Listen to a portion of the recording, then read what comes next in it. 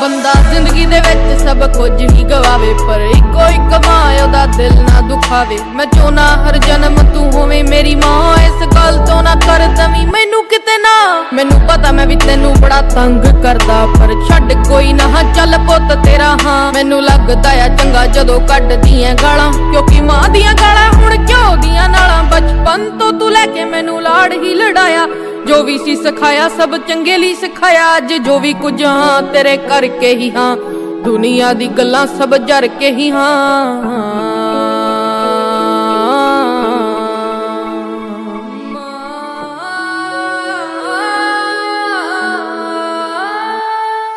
ਤੂੰ ਚਾਹੁੰਦੀ ਸੀ ਪੜਾਉਣਾ ਪਰ ਪੜਿਆ ਮੈਂ ਨਾ, ਦੁਆਵਾਂ ਤੇਰੀਆਂ ਨਾ ਚਮਕਾ